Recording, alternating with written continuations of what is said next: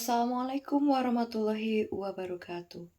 Saya Aryani bersama dengan 7 anggota kelompok lainnya, yakni Amel, Alfian, Aluf, Aulia, Aura, Banu, dan Ida, akan mempresentasikan hasil diskusi studi komparasi dari podcast yang telah kami buat dengan literatur yang menunjang dan bersesuaian.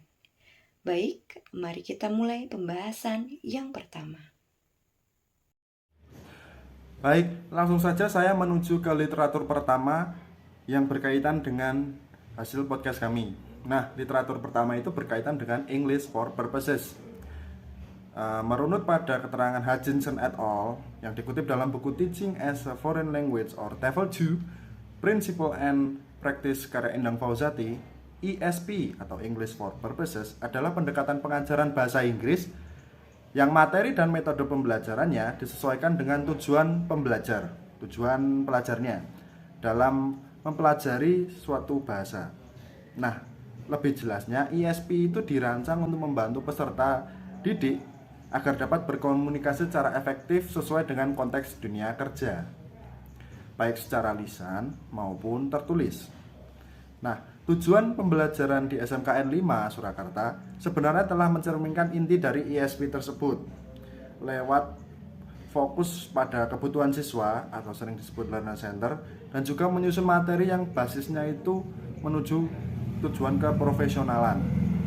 Nah, namun demikian, materi yang digunakan di SMK 5 masih perlu diperinci lebih lanjut agar istilah teknis yang diajarkan kepada siswa itu lebih mendalam, lebih fokus, dan relevan dengan bidang keahlian siswa.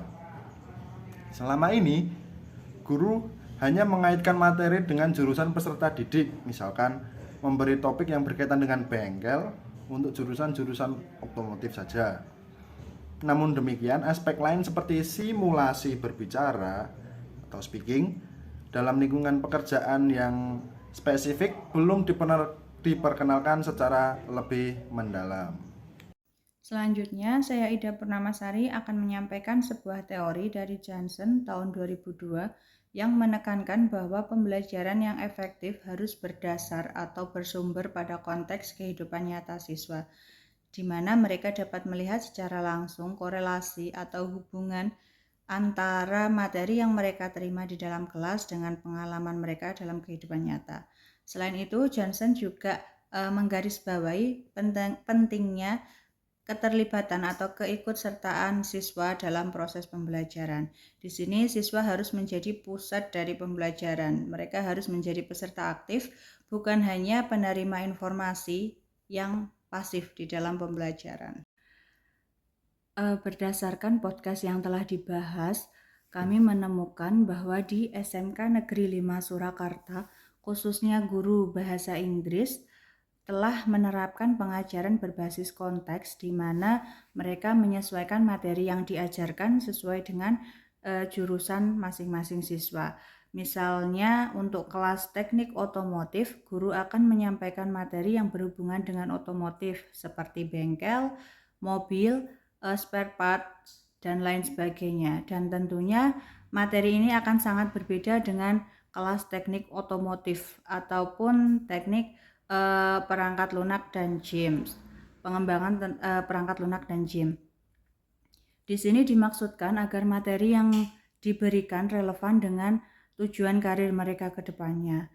Guru juga menerapkan diskusi kelompok kecil dan proyek berbasis kejuruan, di mana guru mengharapkan dengan metode ini siswa menjadi lebih aktif dalam diskusinya. Mereka juga lebih mudah menyampaikan ide-ide atau gagasan mereka, dan mereka juga mampu menghargai atau mendengarkan pendapat atau gagasan dari perspektif orang lain yang dimaksud di sini adalah temannya sendiri, serta mereka mampu meningkatkan pemahaman mereka terhadap suatu materi yang diajarkan. Setelah itu, siswa diminta untuk menyampaikan hasil diskusi atau kerjasama mereka dalam sebuah presentasi di depan kelas. Hal ini dimaksudkan agar siswa dapat meningkatkan kemampuan akademisnya kemampuan sosial dan komunikasinya, serta meningkatkan kepercayaan diri mereka.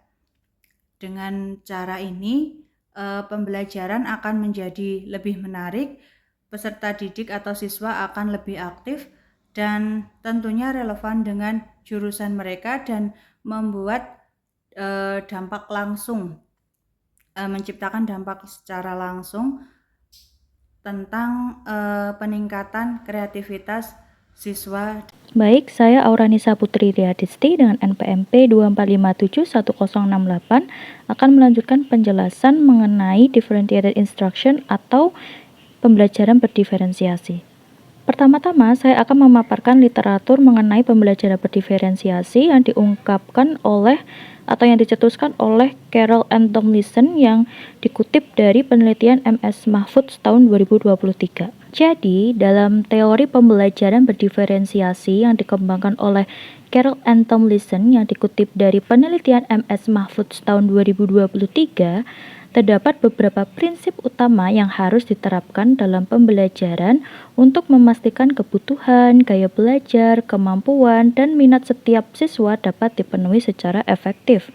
Salah satunya adalah dengan melakukan diferensiasi konten, yaitu dengan menyesuaikan materi berdasarkan kemampuan setiap peserta didik.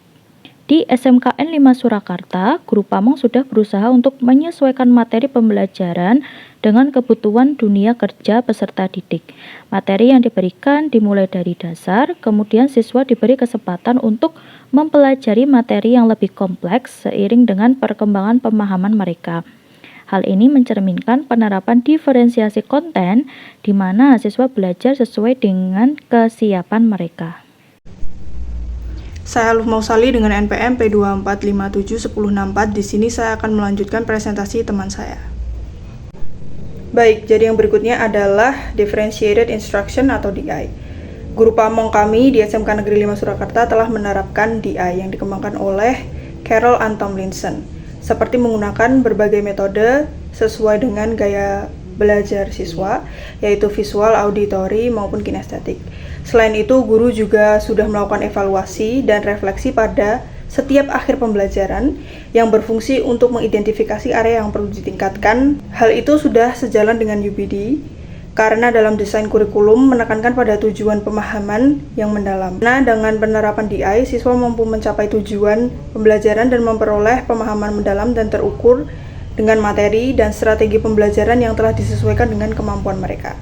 Meski demikian, penerapan DI di SMK Negeri 5 Surakarta kurang maksimal, terutama pada aspek diferensiasi produk dan lingkungan belajar.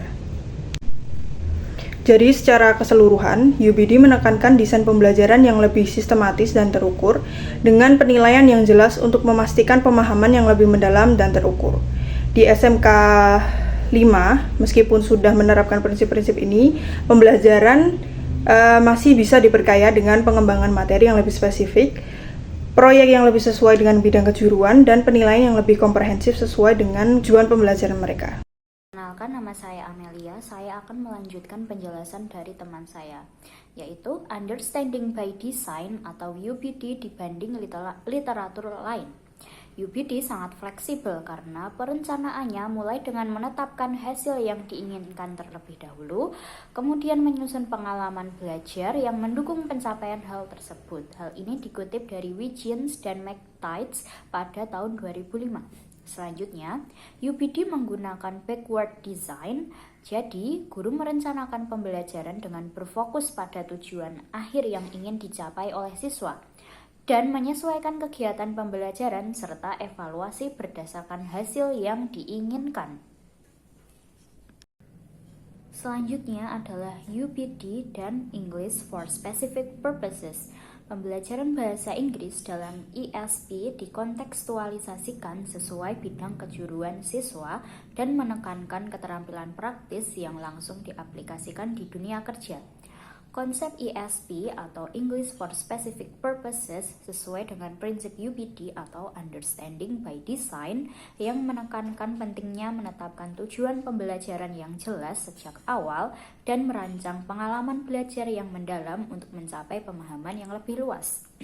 Di SMKN 5 Surakarta, pembelajaran bahasa Inggris berorientasi pada kebutuhan dunia kerja, namun masih ada ruang untuk mengembangkan materi agar lebih spesifik sesuai dengan bidang kejuruan masing-masing. Selanjutnya adalah UBD dan PJBL. Project Based Learning atau yang biasa disingkat dengan PJBL, yang menurut Rieber dan Vidal adalah model pembelajaran yang menggunakan proyek untuk mengembangkan keterampilan kognitif dan juga sosial siswa. Terdapat kesamaan dengan prinsip UBD yang juga mendukung penggunaan proyek sebagai sarana untuk mencapai kompetensi. Lalu di SMKN 5 Surakarta, meskipun PJBL telah diterapkan melalui tugas kelompok dan presentasi, namun proyek-proyek yang diberikan belum sepenuhnya terhubung dengan jurusan siswa.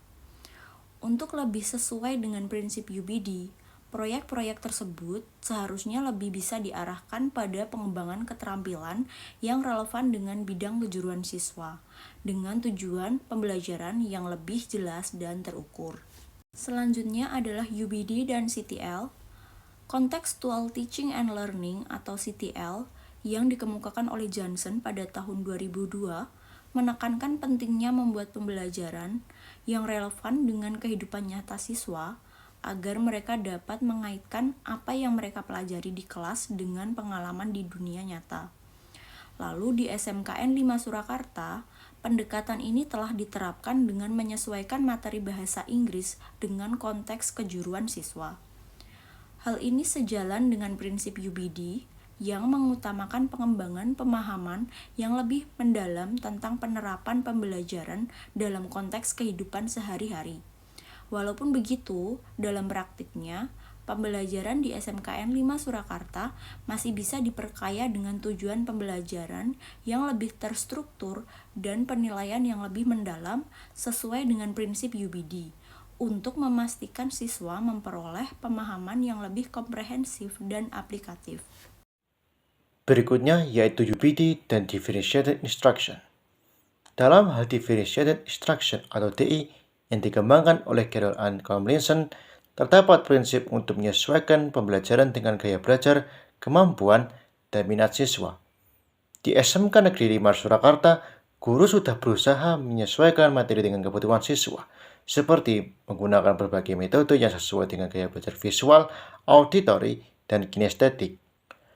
Namun, penerapan Differentiated Instruction di SMK Negeri 5 Surakarta belum sepenuhnya optimal, terutama dalam aspek diferensiasi produk dan lingkungan belajar. Dalam UBD, diferensiasi juga ditekankan untuk memastikan bahwa setiap siswa dapat mencapai tujuan pembelajaran dengan cara yang sesuai dengan kemampuan mereka. UBD mengusulkan penggunaan penilaian jelas dan berbasis pada pemahaman mendalam yang seharusnya lebih dapat membantu mengakomodasi kebutuhan individu siswa di SMK Negeri 5 Surakarta. Kesimpulan, secara keseluruhan, meskipun terdapat kesamaan prinsip antara literatur yang mendukung podcast dan UBD, seperti berfokus pada tujuan yang jelas, keterkaitan dengan konteks dunia nyata, dan pemberian pengalaman belajar yang relevan, terdapat juga perbedaan dalam penerapannya di lapangan. UBD menekankan desain pembelajaran yang lebih sistematis dan terstruktur, dengan penilaian yang jelas untuk memastikan pemahaman yang lebih mendalam dan terukur. Di SMK Negeri 5, meskipun sudah menerapkan prinsip-prinsip ini, pembelajaran masih bisa diperkaya dengan pengembangan materi yang lebih spesifik, proyek yang lebih sesuai dengan bidang kejuruan, dan penilaian yang lebih komprehensif sesuai dengan tujuan pembelajaran jangka panjang. Demikian akhir presentasi kelompok kami. Berikut kami sertakan referensi dari berbagai sumber sehingga dapat memperdalam informasi yang kami dapatkan.